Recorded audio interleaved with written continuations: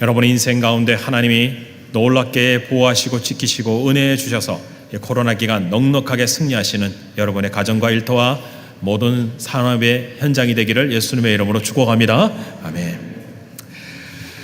프랑스에서 고령의 할아버지가 코비드-19에 걸려서 병원에 입원하게 되는데요. 24시간 동안 산소 호흡기로 산소가 공급되었습니다. 그 이후에 상황이 좋아져서요. 병원에서 이제 건강이 회복된 이후에 이제 환자에서 퇴원을 하게 되었는데요. 병원에서 고지서를 줬습니다. 그 고지서에 그동안 있었던 병원에 머물렀던 비용이 청구되었는데 호주 돈으로 계산하면요, 약 10만 달러 정도 되었다고 합니다. 이 계산서를 받아든 할아버지는 막 눈물을 흘리기 시작했어요. 의사 선생님이 너무 당황한 나머지 할아버지 울지 마세요. 돈 때문에 그런 겁니까? 아니네. 돈 때문에 해서 그런 것이 아니라 내가 지금까지 고작 24시간 산소 공급 받았는데 돈에 이렇게 비싼지 몰랐다는, 그동안 이것이 공짜로 살았다는 것이 얼마나 감사한지, 지난 93년 동안 나는 이 비용을 지불하지 않고 그저 하나님 주신 은혜로 살았다는 사실에 대해서 너무 감사해서 눈물을 흘린 것 뿐입니다. 여러분, 그렇죠. 우리가 숨쉬고 살아가고 있다는 사실을 너무나 당연하게 여겼지만 코로나가 그렇지 않다라는 것을 우리에게 지금 가르쳐 주고 있어요. 인간이 겸손해졌다는 얘기입니다. 우리가 어디를 가고 싶어도 마음껏 가지 못하게 만들었고, 우리가 마음껏 마스크를 벗고 숨을 공기를 쉽게 마시지 못하도록 만들어 버렸고, 우리가 마음껏 아무데나 그것을 만지고 접촉하지 못하도록 만들어 버렸고, 우리가 누구나 만나고 싶은 사람에게 안겨보고 허깅하고 손잡아 보지 못하도록 만들어버려 인간으로 하여금 철저하게 하나님 앞에 서 있게 만드는 시간이 코로나의 기간인 것입니다. 전염병으로 우리는 겸손을 배우게 되었습니다. 인류 문명의 과학이 발달해도 이 전염병을 다스리지 못하고 전염병의 변이 앞에 너무나 연약한 인간임을 우리는 보게 되죠. 예수님의 겸손을 우리는 배워야 합니다. 세상은 전염병과 환경을 통해서 배워야 하지만 우리는 예수님의 삶을 통하여 코로나 시대를 어떻게 살아갈 것인가, 바로 겸손하게 살아가야 된다는 것을 우리는 알 수가 있습니다. 자, 예수님은 어떻게 사셨는가요? 예수님은 이 동등됨을 취하지 않고 사셨던 삶이었습니다. 자, 5절부터 7절을 여러분 좀 다시 한번 읽어보시죠. 같이 한번 읽어볼게요. 너희 안에 이 마음을 품으라. 곧 그리스도 예수의 마음이니 그는 근본 하나님의 본체시나 하나님과 동등됨을 취할 것을 여기지 아니하시고 오히려 자기를 비워 종의 형체를 가지사 사람들과 같이 되셨고. 자, 하나님과 동등된 신분은 예수님이세요. 예수님은 하나님의 아들이시지만 하나님과 동등되세요. 동급이세요. 같은 레벨이에요. 같이 보좌에 앉아 계신 분이에요. 동등될 것을 취하지 않았다. 우리가 인권이라는 이름 안에 서로 동등된 걸 주장하잖아요. 당신과 내가 사람이다. 동급이다. 하지만 인간의 사회 안에 계급이 있어요. 그러나 하나님은 서로 계급이 없어요. 그분은 동등될 분인데 예수님은 동등된 것을 취하지 않으셨다라고 성경이 표현하고 있죠. 취하지 않았다는 것은 소유하지 않았다, 포기했다, 이런 뜻이에요. 동등한 것을 내가 내버렸다. 내가 가지고 있는 지위와 권세를 포기했다. 그럼 포기하는 게 사실 쉬운 얘기가 아니잖아요. 여러분, 이사를 한번 해도 가구 쉽게 못 버리지 않습니까? 내가 가지고 있는 사람은 포기하기보다는 더 가지려고 그러죠. 지나온 인생을 한번 돌아보세요. 여러분은 포기하는 인생으로 사셨습니까? 가지려는 인생으로 사셨습니까? 명함이라도 한 줄 더 만들려고 사셨죠. 가방줄이라도 조금 더 길게 만드셨죠. 그리고 좀 더 집이라도 평수 좀 늘려가면서 더 큰 집으로 이사하셨죠. 포기하지 못하는 게 인간의 습성이다. 하물며 하나님의 아들이 포기하고 오셨다. 여러분, 교회 나오면 직분이라도 좀 받아야 되고 집사라고 좀 불려야 되고 뭐 이런 것들을 포기하지 못하는 거죠. 근데 그분은 과감하게 이것을 탁 내려놓고 어떻게 오셨냐? 인간으로 오셨다 이거예요. 그것도 종으로 오셨다는 거죠. 그분이 태어나는 순간부터 완전히 바닥을 친 인생이에요. 마구간에서 태어나셨어요. 그분이 태어났는데 그 출산하신 분들을 축하해 주려면 워낙 많은 사람들이 오잖아요. 그런데 하도 사람 찾아올 사람 없으니까 천사들이 들녘에서 일하는 양치던 목자들 불러갖고 예수님 탄생 좀 축하해줘라 부른 거야. 이스라엘 사람 중에서는 아무도 축하해줄 사람이 없으니까 그 먼 동방에서 박사들을 불러갖고 예수님 탄생 축하해주고, 그리고 동물들, 가축들 축하해 받으시며 예수님이 태어나셨대요. 그리고 예수님이 살았던 동네는요, 나사렛이에요. 지금도 굉장히 작은 도시지만 고대 사회는 더 작은 도시였다. 그곳에서 목수의 아들로, 말은 번지르하게 목수죠, 카핀터죠. 하지만 석수쟁이, 돌을 깎고 돌을 다듬는 사람, 아주 천직이에요. 그런 사람의 밑에서 태어났다. 그리고 예수님이 30대 돼서 이제 삶의 전선으로 갔는데, 일상의 삶으로 갔는데 노숙자예요. 집이 없어요. 특정히 직업도 없으세요.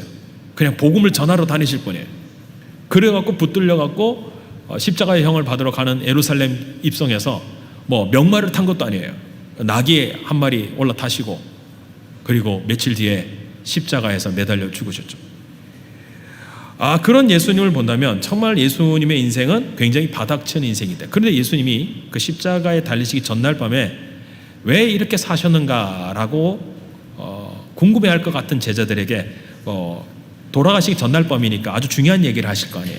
어떤 얘기를 하셨냐면, 누가복음 22장 27절에 앉아서 먹는 자가 크냐 섬기는 자가 크냐, 앉아서 먹는 자가 아니냐, 그러나 나는 섬기는 자로 너희 중에 있느니라. 내가 이 땅에 섬기러 왔거든. 섬기는데 그것으로 끝나지 않고 너희를 위하여 대속물로 주르게 하시겠다라고 약속하고 오신 예수님이죠. 자, 왜 예수님이 이렇게 섬기는 자로 사셨을까요? 그 이유는 간단합니다. 바로 우리를 죄에서 구원하기 위한 것이죠. 겸손이 없으면 구원을 이룰 수가 없기 때문에, 겸손하다는 얘기는 내가 섬긴다는 자체가 겸손이에요. 여러분, 겸손은 관념이나 생각이나 느낌이 아니에요. 똑같은 자리에 앉아 계시지만 여러분, 안내하는 사람들이 섬겼기 때문에 여러분이 이 자리에 앉아 계신 거예요. 누군가가 이 자리를 닦았기 때문에 여러분이 이 자리에 앉아 계시는 거예요. 섬김을 받은 거죠. 그러나 예수님은 섬기러 오셨다라는 겁니다. 동등될 것을 주장하셨다면 이 땅에 오실 필요도 없고 십자가에 매달릴 필요도 없고 인간으로 태어나서 그렇게 비참한 생애를 살다가 끝낼 필요도 없으신 거죠. 단 이유가 있다면 예수님이 겸손하셨기 때문이라는 거죠. 그럼 왜 겸손하셨느냐? 그 이유를 성경은 나를 구원하기 위한 것이라고 얘기하죠. 예수님은 철저히 겸손하게 사셨기에 구원을 이루셨어요. 여러분, 그렇다면 그리스도인들의 삶의 방식이라는 것은 아주 선명합니다. 어떻게 살아야 돼요? 겸손하게 사는 거예요. 여러분, 내가 누리고 있는 것, 내가 받은 축복, 하나님의 은혜라고 우리는 표현할 수밖에 없는 거죠. 자, 여러분들은 지금 코로나가 이렇게 확산인데 안 걸렸으니까 이 자리에 계신 거예요. 걸리는 사람 많아요 지금요. 우리가 이 자리에 와서 예배 드릴 수 있는 건 우리는 코로나 걸린 사람들이 막 죽어가고 있는 상황이 안 죽었기 때문이에요. 무슨 일이 벌어진 겁니까? 하나님이 우리를 지키고 계신 거예요. 보호하신 거예요. 자비를 더 내리신 것뿐이에요. 불쌍히 여기신 거죠. 그러니까 인간으로 하여금 이 코로나는 겸손하게 만들고 있는 계기가 된다. 왜? 내가 잘나서 구원받은 게 아니잖아요. 내가 잘나서 지금 여러분 안전하게 사는 거 아니잖아요. 코로나 걸린 사람은 얼마나 죄를 많이 지어서 걸렸나요? 여러분 주변에 성도들 많이 걸리셨어요. 우리 아이들 그냥 걸리더라고요. 애들이 얼마나 큰 죄를 저질러서 코로나 걸리나. 그거 아니잖아요. 하나님이 오늘 자비를 내리신 거예요. 그래서 그걸 보면 겸손해질 수밖에 없어요. 내가 무엇인 건데 우리는 괜찮으냐. 또 걸린 사람도 내가 하나님 앞에 정말 죽을 수밖에 없는 사람인데 그냥 감기 아무 증서도 살짝 지나가니까 얼마나 자비로워요. 여러분, 겸손으로 인간은 하나님 앞에서 자신의 삶의 목적을 분명히 깨닫는 거죠. 자, 성경을 40개 언어 방언을 인도 그 언어를 번역해서 성경으로 기록한 사람이 있습니다. 윌리엄 캐리예요. 그러니까 근대 선교의 아버지, 선교의 아버지라고 하면 윌리엄 캐리입니다. 이 정도는 여러분 알고 계셔야 되는데, 그가 1763년에 인도에 처음 왔을 때에 그 전에 그가 이제 선교사로 부름을 받아서 왔는데, 사람들이 이제 선교사 환영도 해주고 레시션도 하고 같이 식사도 하고 주변 사람들하고 이야기를 나누는데, 어떤 사람이 윌리엄 캐리 보고 이렇게 얘기해요. 내가 알고 있는데 우리 선교사님 전직이 구두 이렇게 짓는 사람, 구두 만드는 그런 사람이었죠. 구두 같은 거 재화 이렇게 하는 분이었던 걸로 알고 있는데 어떻게 선교사가 되셨어요? 지식도 별로 없을 것 같은데. 그래서 선교사님이 그렇게 대답을 했다고 합니다. 잘못하셨군요. 저는 구두 만들 능력도 안 되고요, 구두를 짓는 사람도 아닙니다. 저는 그 구두 만들어 놓은 것 겨우 수선하는 구두 수선공입니다. 그래서 윌리엄 캐리는요, 구두 수선공이 선교사가 되다, 그런 슬로건을 가지고 평생 다니고 있는 사람이에요. 실제로 그가 살았던 그 집에 가보면요, 집이 아니고 완전히 단칸방이에요. 1평도 안 되는 방이 구두 수선하는 자리에, 거기에 세계 지도가 붙어 있어요. 그리고 그것을 위해 꿈을 가지고 구두 수선하면서 선교사의 꿈을 가지고 하나님 나라에 준비된 사람이었죠. 그가 죽게 되었습니다. 그가 이제 소천하기 직전이었는데 40개 방언을 번역할 정도의 엄청난 영향을 준 거예요. 이 인도 사회에. 그 당시에 막 카스트 제도도 폐지시키고 그러려고 막 굉장히 노력을 해왔고, 여성들의 인권도 올려놓고, 여러분 선교사들이 그런 일을 하잖아요. 그 사람들이 당신이 이제 돌아가시는데 장례 예배를 좀 거하게 드리려고 하는데 어떤 말씀을 나누면 좋겠냐, 뭐 영광스럽게 면류관 뭐 이런 얘기 해주면 좋겠냐라고 묻자, 윌리엄 캐리가 나를 위하여 장례 예배 드려주는 것도 너무 영광스러운데 그런 거는 필요 없고요, 정말 할 수만 있다면 이런 구절로 하나님 앞에 저희 장례 예배의 영광을 돌렸으면 좋겠습니다. 나 같은 죄인, 오 하나님, 주의 인자하심을 쫓아 나를 긍휼히 여기시고 주의 많으신 자비를 쫓아 내 죄악을 도말하여 주옵소서. 그 구절을 읽어 주십시오. 여러분, 어떻게 이 큰 일을 할 수 있었을까? 결국은 선교사들이 열매가 맺었던 선교 현장을 지난 200년이고 300년이 되고 선교학자들이 딱 들여다보니까 겸손하게 선교한 사람들이 그 민족을 품게 되었고, 그 민족들이 그 사실을 알고 받아들이게 되었다는 거예요. 이런 점령군으로 들어간 지역은 다 선교사 밀어냈어요. 지금도 그 식민지로 가서 다스렸던 나라들은 다 기독교 문화를 배척한다고요. 그런데 그곳에서 그들과 같이 먹고 마시며 끝까지 낮아지는 사람으로 살았더니 그 땅을 복음화시킨 거죠. 이런 놀라운 일이 있었다는 겁니다. 그래서 여러분, 기독교의 최고의 덕목을 존 웨슬리는 겸손이라 갖고, 성자 어거스틴도 첫째도 겸손이요, 둘째도 겸손이요, 셋째도 겸손이다.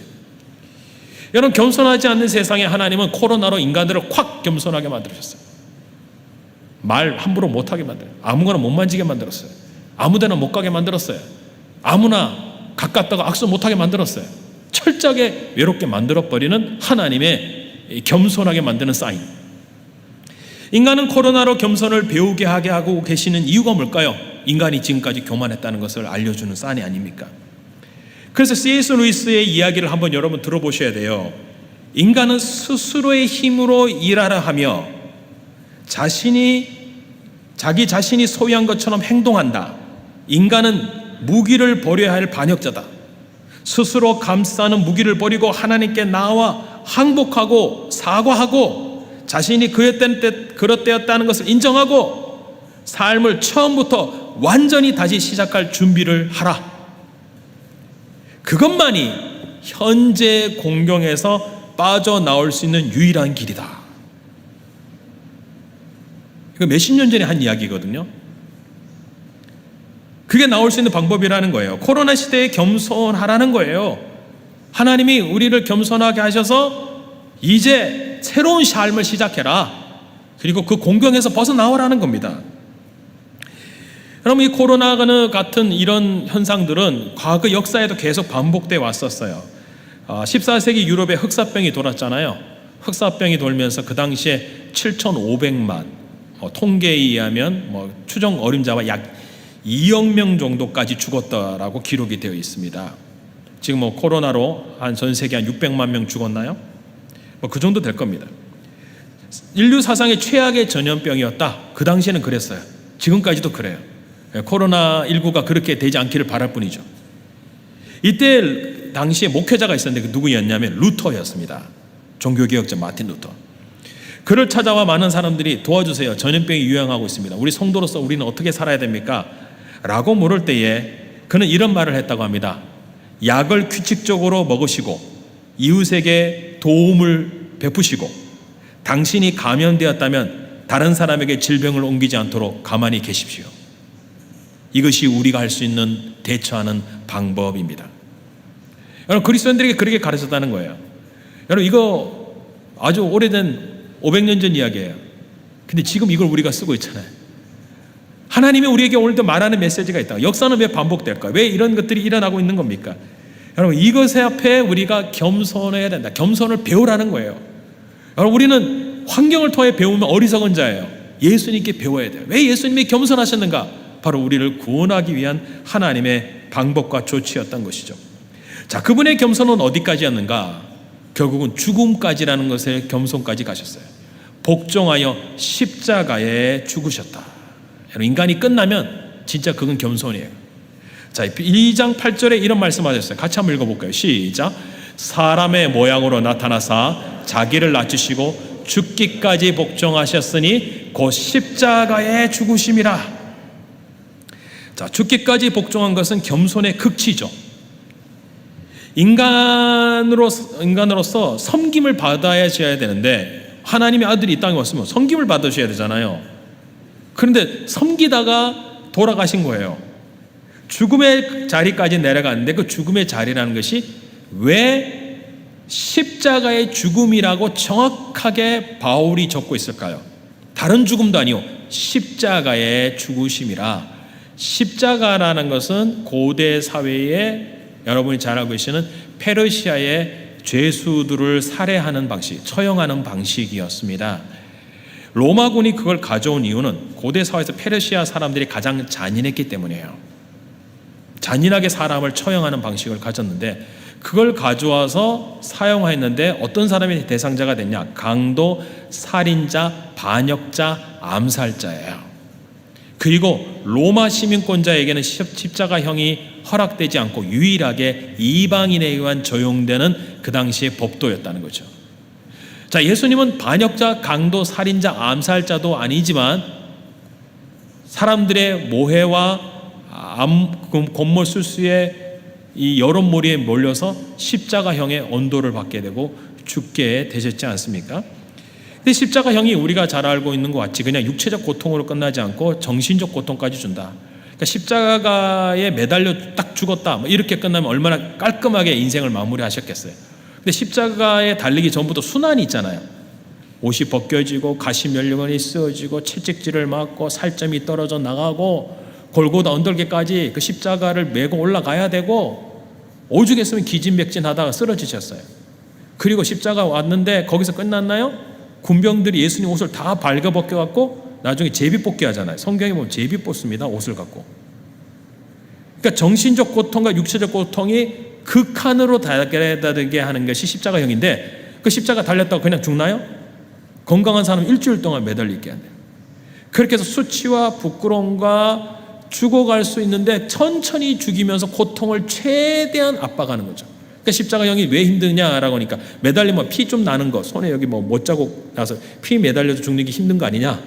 그게 아니고요, 심장이 이 폐가 딱 달라붙어서 숨을 제대로 못 쉬기 때문에 고통스럽다는 거죠.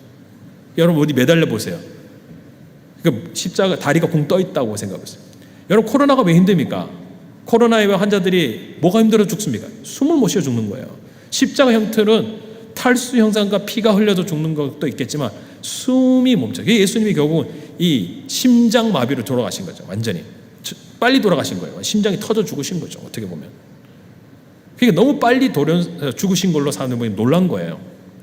극한의 고통을 가지신 예수님이 죽기까지 낮아지셨다는 얘기인데, 이 이야기가 유대인들에게는 걸리는 거고 헬라인들에게는 어리석은 이야기였다는 거예요. 그러니까 상식적으로 십자가에 죽으신 예수님이 구원을 얻었다는 얘기는 상식으로는 받아들일 수 없다. 그 상식이 인간이 가진 교만이에요. 여러분, 상식적으로 받아들일 수 없기 때문에 교만한 사람은 못 받아들인 거예요. 지식 있는 사람은 못 받아들인 거예요. 내가 좀 안다고 하는 사람은 못 받아들인 거예요. 내가 좀 배웠다는 사람은 못 받아들인 거예요. 왜 이렇게 하셨을까? 인간의 교만과 자만을 깨고 겸손하게 십자가에 달리신 예수님만 바라보도록 만드셨어요. 그러니까 구원을 받았다는 얘기는 무슨 얘기냐? 그 사람, 어떤 사람이 예수님 믿고 구원받았다는 얘기는 겸손하게 그 말을 믿고 십자가에 달리신 예수 그리스도를 바라본 거예요. 모세의 노벤처럼 바라보는 자는 멸망치 않고 영생을 얻게 하는. 그러니까 바라보기만 하면 된다는 거예요. 그리스도가 인간으로 낮아지시고 죽음까지 낮아지시고 십자가에 낮아지시고, 그리고 무덤에, 빈 무덤에, 본인 무덤도 아니고 남의 무덤까지 철저하게 낮아지신 예수님은 비워주시고 낮아짐의 생애였다는 거죠. 왜 이렇게 낮아지신 겁니까? 결국 인간의 교만을 깨고 구원을 이루기 위한 거예요. 여러분, 십자가는 인간의 교만을 깨는 장소잖아요. 그리고 십자가는 인간을 구원하기 위한 장소잖아요. 옛뱀 사탄이 교만해졌죠. 하나님께 대항하려고 그랬어요. 그러니까 본인이 대항하는 것으로는 이 성이 안 찼던 것 같아요. 본인만 대항하다가 하나님께 혼나면 큰일 나잖아요. 그래서 그들이 선택한 게 아담과 하와예요. 아담과 하와에게 찾아와서 선악과를 먹는 날에는 너희 정령 너희 눈이 밝아져서 하나님같이 되리라고 도전합니다. 너도 하나님 밑에 있지 말고 하나님과 동급이 된다 이거예요. 그게 유혹이에요. 예수님은 동급에서 내려왔는데 인간은 언제든지 하나님의 영역으로 올라가 하나님과 우리하고 나와 동급이네? 나와 레벨 같네? 뭐 하나님은 나나? 뭐 우린 어깨 동무네? 여러분, 지금 세상이 그렇지 않나요? 인간이 지금 그렇게 도전하지 않습니까? 생명 복제를 통하여 과학과 문명을 통하여 신의 영역에 도전하고 있지 않습니까? 하나님의 창조 질서를 깨버리고 있지 않습니까? 지금 그러고 있는 거예요. 그런데 코로나가 딱 오니까 동급 아니구나. 완전히 인간을 하여 겸손하게 하시는 거죠. 그 인간의 교만을 깨기 위한 하나님의 방법이 무엇인가? 바로 십자가였다는 거예요. 사단은 지금도 우리의 삶에 교만의 덫을 갖다 놓고 매일만의 삶에 영향을 주죠. 사람은 교만하기 위하여 노력하고 뽐내기 위해 살아갑니다. 그래서 여러분을 자꾸 부추기는 거예요. 더 예뻐져라. 마스크 쓰니까 소용도 없어요. 더 돈이 많아져라. 명예가 있어져라. 건강이 있어져라. 부족함이 없도록 자기를 자랑해라. 이 모든 뿌리가 그 속에는 교만이 숨어 있는 거예요. 인간을 구원하기 위해 예수님의 특단의 조치는 십자가에서 수치와 조롱을 당하고 죽으시고 완전히 모욕을 당하셔서 처참하게 죽는 거예요. 그래서 그 예수님의 구원 앞에 딱 그것을 바라보는 순간 우리로 하여금 겸손하게 만들어버려요. 왜? 예수님이 나를 보고 하나님이 나를 보고 말씀하시는 거예요. 야, 너 때문에 이렇게 죽었거든? 이 너 죄 때문이야. 너의 삶의 결과 때문에 예수님이 이렇게 죽은 거야. 그 앞에 뭐라고 말할 수 있을까요? 우리가요. 인간으로 하여금 겸손하게 만들어서 그분의 구속의 은혜에 감사하며 겸손하게 살도록 만드신 것이 구속의 십자가의 사건이에요. 그래서 여러분 아셔야 돼요. 기독교 종교는 사랑의 종교다. 요즘 뭐 인권이나 동성애에서 막 들고 일어나는 게 뭐냐? 하나님은 사랑이다. 큰 오해예요. 기독교는요, 겸손의 종교입니다. 그분이 겸손하셨기에 여러분 죽기까지 사랑하시고 낮아지신 거예요. 십자가의 죽음은 인간의 교만을 깨고 겸손한 자만 구원하기 위한 하나님의 계획이에요. 그러니까 여러분 이 자리에 앉아 계셨다는 얘기는 여러분이 겸손하게 주님의 복음을 받아들인 거예요. 겸손하게 그 십자가를 바라본 거예요. 그래서 하여금 하나님 우리를 구원하신 사건이라는 거죠. 여러분 이것이 전 인생을 이끌게 되어 있습니다. 신자는 겸손으로 구원받고 그리고 겸손하게 살아가는 거예요. 무엇으로 살아요? 그렇게 사는 동안 은혜를 누리게 되어 있어요. 자, 베드로전서 5장 5절에 이런 말씀이 있어요. 한번 같이 읽어볼게요. 시작. 젊은 자들아, 이와 같이 장로들에게 순종하고 다 서로 겸손으로 허리를 동이라. 하나님은 교만한 자를 대적하시되 겸손한 자들에게는 은혜를 주시느니라. 자, 하나님이 교만한 자를 대적한 것이 십자가잖아요. 교만한 자를 박살냈어요. 사단의 권세를 박살냈다고요. 교만한 인간을 박살내는 게 십자가예요. 공의로 심판하겠다는 거예요. 그런데 그 십자가는 어떤 장소예요? 겸손한 자에게는 은혜를 베푸는 장소가 된 거예요. 왜? 겸손하신 예수님 바라보니까. 바로 십자가 앞에서 우리의 자아가 죽어져서 그것으로 살아가는 게 신자의 삶이에요. 이게 바로 은혜를 누리는 삶이에요. 왜 여러분 겸손하라고 하느냐? 교회에서 왜 겸손한 예수님 닮으라 그랬냐? 이 말은 이거예요. 은혜를 누리며 살아라는 거예요. 여러분 은혜 없이 신앙생활 가능하네요? 하나님은 어느 사람에게 은혜를 베푸나요? 겸손한 자에게 은혜를 베푼다는 사실 믿으시기를 바랍니다. 그래서 겸손하게 하나님 앞에 엎드리는 거예요. 그것으로 살아가야 되는 거죠. 여러분 겸손은 바로 은혜를 누리는 하나님의 방편으로 살도록 우리가 그렇기 때문에 예수님을 닮는다는 얘기는 겸손한 삶을 살아라는 거예요. D.L. 무디 목사님이 이런 말을 했어요. 하나님은 교만에 가득 찬 사람을 사용하지 않습니다. 나는 매일 나 자신을 죽이고 내 생활에 아무런 방해 없이 예수 그리스도께 나가기를 원합니다. 그러면서도 나는 어떤 일을 함에 있어서 나의 방법대로 되지 않기 때문에 분노를 느낄 때가 있습니다. 그럴 때마다 나는 나의 교만을 죽여주시옵소서라고 기도합니다. 그렇죠. 여러분, 우리는 겸손하기보다는 늘 교만하기 쉬운 존재예요. 돈 좀 생겨보세요. 어깨에 힘이 들어가잖아요.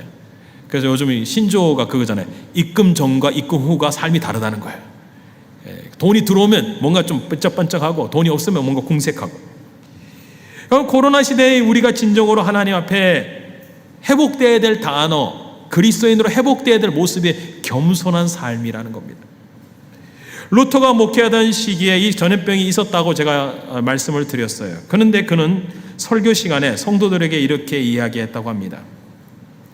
두려움이 없는 곳에 겸손도 없다. 겸손이 없는 곳에는 교만만 있을 뿐이다.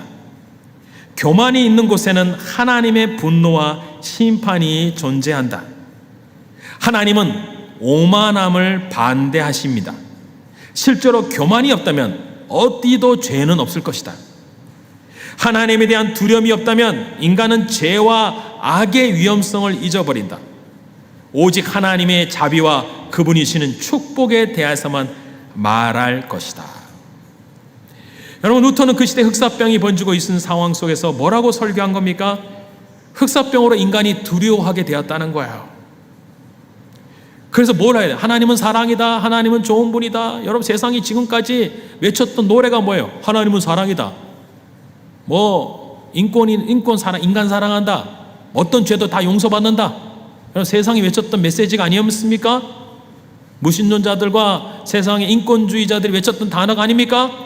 근데 아니라는 거예요. 코로나가 오고 인간이 죽음 앞에 서니까 하나님을 두려워하게 함으로써, 인간을 겸손하게 함으로써 하나님 앞에 회개하게 만드는 시간이에요. 여러분, 이 코로나로 인하여 회개하셨습니까? 아니면 똑같이 살고 계십니까? 여러분, 회개할 때라는 거예요, 지금이요. 이게 하나님이 지금 경종을 울리는 강력한 메시지잖아요. 아주 강력한 메시지예요. 이런 삶을 이전에 살아봤었나요? 여러분, 지금 40대, 50대, 60대, 여러분 어르신들 물어보세요. 7, 80대 어르신 물어보세요. 자기가 사는 동안 이런 일이 일어난 적은 없다는 거예요. 진정 코로나 시대에 우리가 죽기까지 순종하신 예수님의 겸손을 배우죠. 결국은 여러분, 이 시기를 통하여 하나님은 우리로 하여금 겸손하게 그분의 도우심을 배우고 그분만을 의지하고 그분 앞에 살아가도록 만드시는 사건이라는 거죠. 사랑하는 성도 여러분, 바로 흑사병으로 루터는 그 당시에 죽어가는 이 성도들을 향하여 이렇게 메시지를 전하고 그 성도들하고 이렇게 기도했다고 합니다. 저는 이 기도를 마지막으로 낭독하면서 오늘 우리 시대에 우리가 해야 될 기도가 아닐까라는 생각을 하게 되었습니다. 그는 이렇게 기도합니다. 오 주님, 주께서 가난하고 불쌍한 피조물을 아십니다. 우리는 심히 연약하여 당신의 거룩한 말씀 앞에서 감사할 줄도 모르고 당신의 뜻을 제 마음대로 바꿔가며 살았습니다. 주님, 우리를 불쌍히 여겨주소서. 지금 우리는 범죄로 인해 지독한 역병에 시달리고 있습니다. 우리의 교만을 징계하시고 당신의 자비 가운데 새로운 피조물로 거듭나게 하여 주옵소서. 우리의 간구를 들으시는 주님, 당신께 간절히 구하오니 우리가 당신의 말씀과 뜻을 청종하게 하사 이 병을 거두어 주시옵소서. 예수님의 이름으로 기도합니다. 아멘. 사랑하는 성도 여러분, 이 코로나로 이 땅에 해야 될 기도가 무엇일까요? 하나님, 우리의 죄악을 용서하시고 하나님 진노를 거두어 주시옵시고 우리를 새로운 피조물로 거듭나게 하여 주시옵시고 하나님, 주의 말씀에 이제 겸손하게 듣겠습니다. 이제 청종하겠습니다. 겸손하게 주님의 말씀 앞에, 십자가 앞에 무릎을 꿇고 그분의 음성에 귀를 기울이겠습니다라고 기도하시는 것은 어떨까요? 그렇게 함으로써 하나님이 코로나를 거둬가시고 우리 삶 속에 하나님의 뜻으로 겸손하게 주님과 동행함으로 하나님의 은혜의 삶을 사시는 여러분의 생애가 되는 것은 어떨까요? 이 자리에 나와 계신 모든 성도 여러분, 코로나로 인하여 하나님이 이 시대를 겸손하게 하시는 하나님의 메시지를 들으시면서 오늘도 주님과 함께 겸손하신 예수님 닮아가며 하나님 겸손한 주신 은혜를 누리며 이 코로나 시대의 은혜 속에서 넉넉히 살아가는 삶의 축복과 은혜가 있기를 예수님의 이름으로 축복합니다.